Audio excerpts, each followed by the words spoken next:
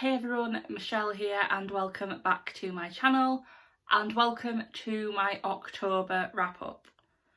Now, the books I read this month are there, and if you saw my October TBR video, you will know I was planning to read 13 books this month based on my eldest niece turning 13.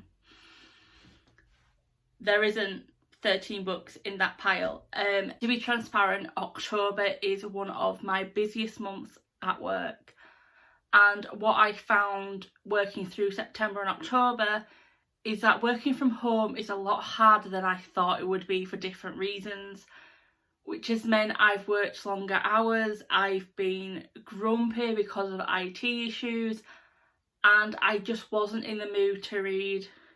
Even though reading does help me relax after work, this month I just couldn't do it some days, and I thought instead of forcing myself to read, to hit a target that I've set myself no one else has, and putting myself through a reading slump that I really don't need to be in, I just took a couple of days off. There were some days I read no pages, there were some days where I read 50, there were some where I read more than 157. So it was a bit of a hit and miss month for me, but the two books I didn't get around to reading were The King's Witch by Tracy Borman and The Borgias by Paul Strathen. Now, both books are on my November/December TBR due to the readathon I am hoping to participate in. The first book I read in the month of October was The Space Between Worlds by Micaiah Johnson. I gave this book 3 stars.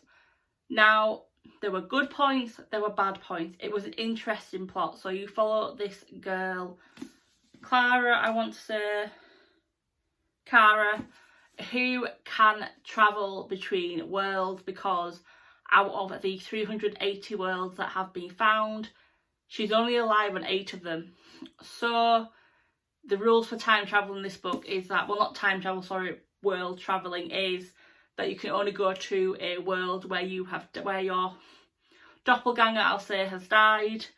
So as Cara is one of the very few people who have lost their lives on majority of these worlds, she has a job to go around and find out information about these worlds, see if anything happens that could affect her world, or if something was happening in her world, how it's affecting another world, etc. And while she's on a job, she realises that things aren't as they seem to be. Like I said, 3 stars. I have my notes here, so good points, bad points. So one good point is it is an enemies to lovers type of romance, which I adore, and to find out that it's female, something that I do want to read is more same-sex relationships in books, because I don't read that, I admit that, and it's something I want to get better at reading, so I enjoy that aspect of it. There was a twist quite near the beginning of the book that, out of all the twists, that was one twist I didn't see coming, and to see how that affected the romance and the relationship was strange, and how other characters reacted when they found out was quite nice. Sorry, read my notes. Like I said, being a month I read this. Yeah, well developed characters and a main plot which I really enjoyed. And to say that I don't really read much sci-fi, it was good. On to the bad points now. Not all characters were that greatly developed, and that led on to my next bad point, which was, so yeah, not everything was explained as I wanted it to be, like the travelling between worlds. Like, obviously we can't do that nowadays. I'm hoping sometime in the future we can, but we can't. So I'm not expecting you to have a perfect scientific way of travelling between worlds. I'm not.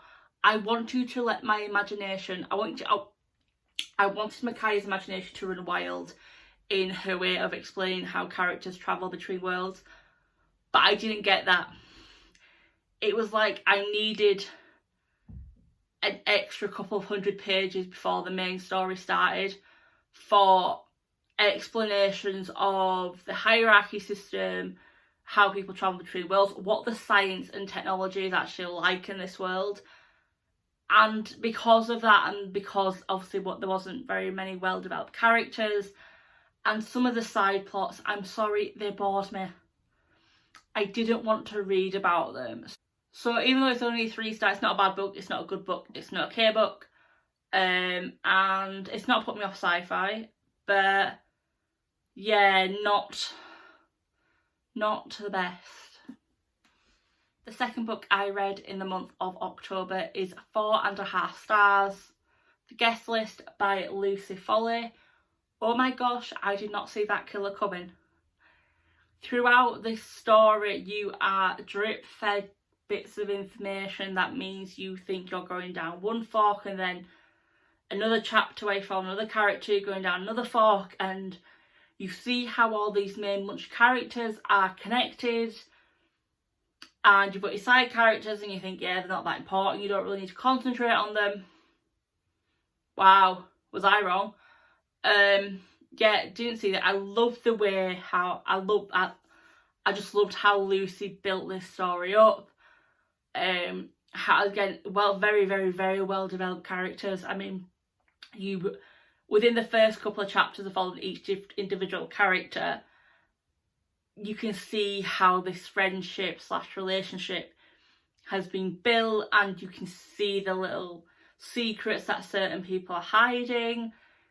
The only reason I didn't give this book 5 stars was because I wasn't happy with one character's ending. But I ain't gonna trip a book because I'm not gonna say that book's crap because of that. It was amazing. The Hunting Party, Lucy's other book, is currently on my TBR. If no one buys me that for Christmas, this isn't a way of saying you have to, but if you have, great. If they haven't, first thing I'm going to buy in them post-Christmas sales, The Hunting Party. I need that book. The third book I read in the month of October was Dangerous Remedy by Kat Dunn. This was a 3-star book. That cover is still amazing. It was an okay debut. Some good points. The descriptions of the settings and the little details, fantastic. I was pulled in. I thought I was in Paris or France or wherever the story was at that moment. Majority of the main characters had good flesh to their bones. They weren't fully developed, but I'm not surprised this is the start of a trilogy, but they were nicely developed for a first book. And some of the plot points were really good, and there were some twists I didn't see coming. On the other side of that, there were some bad points. Spoilers. What was the point of Gil? I'm really sorry, but for a main character, what the heck was he there for? He probably was there to be a bit of muscle. But even when he needed to be a bit of muscle, he wasn't really there. The other characters will get themselves out of their own messes. Second bad point. It was pretty obvious as soon as the character Jay, and if you read this book, you'll know who I'm on about. As soon as he's introduced, you can tell within a millisecond that he has ulterior motives. So that was bad character development, I have to say. Third point, I'm not quite sure how the author is going to create the origins of the powers. I'm really not. She's probably going to go down a scientific route. Maybe it's because I am no scientist and I don't really know much about science. I just can't see where these powers can be coming from in a world where there seems to be no magic. I'm not sure how she's going to describe it in a way that I'm going to believe. Which, I know you're not meant to believe fantasy, but there's got to be some element of realism there, I'm sorry, but when you set a book in a realistic world, you've got to have a bit of realism there. You've got to have something that makes me believe that this could be possible. Fourth point, the ending for me was a letdown. I know it had to set up for the sequel, but it was obvious. Like I said, there were some good plot points in there, but the rest of them, you guessed straight away what was happening. If you follow me on Twitter, you will have seen that I have liked and retweeted the cover reveal for the second book. That's one thing I have to say, these covers are beautiful. But I'm still in two minds if I want to pick up a sequel or not. As much as I do want to find out what happens to certain characters and how the author can, like I said, describe the origins of these powers. Is that enough to bring me back? I'm not sure at this moment. The fourth book I read in October was The Majesties by Tiffany Shaw. I gave this 2 stars. It had so much promise and I was so looking forward to reading this book. But good gosh, it did not match what was on the back. There were too many twists that I'm sorry. I don't care how many times you tell me these characters are not well liked in this environment. That death would be questioned. No doubts about it. It might not be questioned publicly, but it would be questioned privately. That ending. You cannot drop an ending like that and expect the readers to just accept it. I'm sorry. If you're going to drop that ending, I need little hints that something's not right throughout this book, because I'm sorry, but no, I just couldn't. There were too many things that were unrealistic, and yeah, no, definitely an unhaul book for me. The 5th book I read in October was They Wish They Were Us by Jessica Goodman. This book is a 3 stars for me. It is an okay book with okay characters, with an ending you see coming a mile away.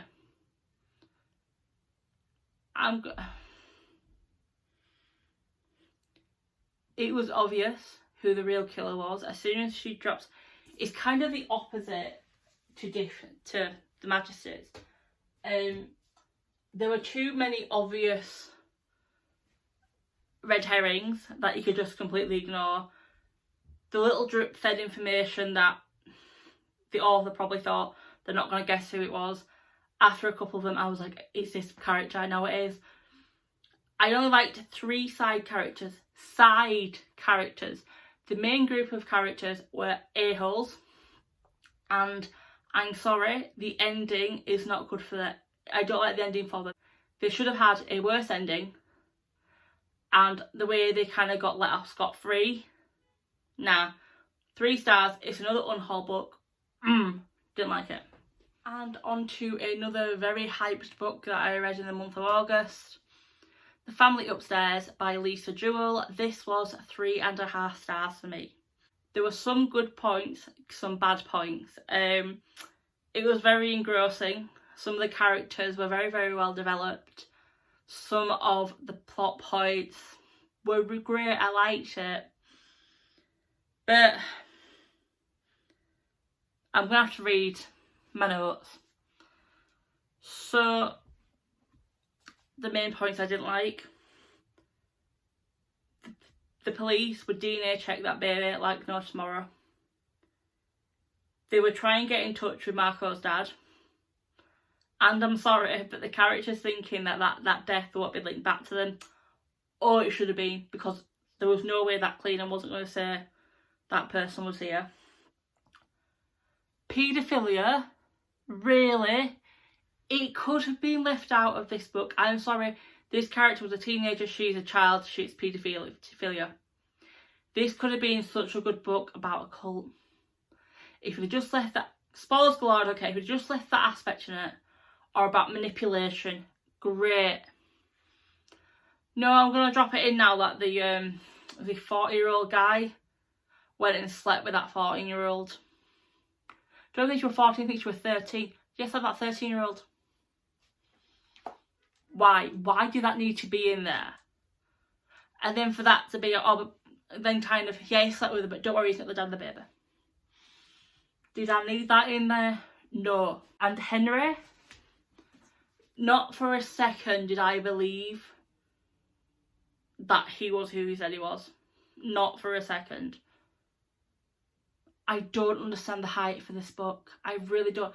It wasn't bad, like it was engrossing. I wanted to read it. It kept me enthralled, but I don't understand the love. I'm really sorry, I don't. Has it put me off picking up another Lisa Jewell book? Maybe, yeah. The next book I read this month was Bonsai Daughter by Shweta Thakrar, 3 stars. It must be good because it kept me enthralled and I wanted to read it. I can't remember what happened. That's going to sound really bad, but I mean, there were chapters where I went back and reread because I thought, have I missed something? Or I'd read it, put it down, gosh, I can't remember what I've just read, need to reread that. It just didn't, nothing kept in there. Yeah, from what I can remember, it was a good plot and some of the characters were good, but none of the information stuck, so I can't give it more than 3 stars, I'm sorry. The next book. I like this book so much more than I thought I would. 5 stars, absolute 5 stars. The Bonsai Daughter by Andrea Stewart. Oh, the world building and character building was amazing. The plot points, fantastic. How all these characters were connected, but didn't know they were connected. And you didn't know that I didn't know they were connected. Oh. Just, wow. Yes, some of the twists I saw coming. But out of all the twists, 2. There was 2 I saw coming. The red herrings worked in this book. I thought it was going one way with a character. It was like, nope, here's the title with Michelle's going the other way.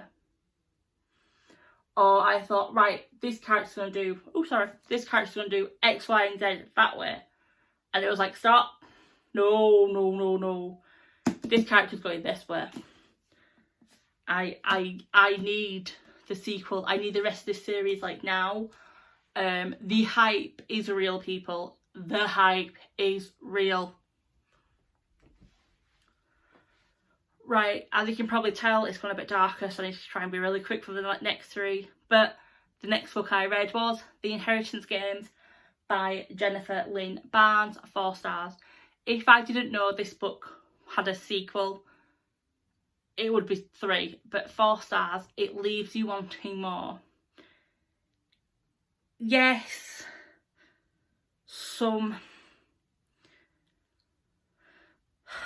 does it need a sequel? No. Am I glad there's a sequel? Yes. Because there were some points that were just left unsolved and I need them solved, to be honest. And I need to see how the main point that's to be solved, which potentially was solved by another character, can have a sequel. But yeah, a good YA thriller, I have to say. I've not had the best of luck with them this year, so I quite enjoyed having a 4-star one. I'm going to keep doing that because it's getting dark so you can see it. But yeah, a good book. I really enjoyed it. One point I didn't like about this book. Did we need a love triangle? Really? I'm sorry. No, if that continues in the sequel, that sequel's going down in my eyes. But yeah, I enjoyed this book and I can't wait for the sequel. The second to last book I read this month was Beyond a Darkened Shore by Jessica Leake. 4 stars. It was originally 4.5 and on second thoughts it's 4. An interesting mix of Celtic and Norse mythology. The way Jessica made them link and not kind of go against each other. Loved. Character and world building. Loved.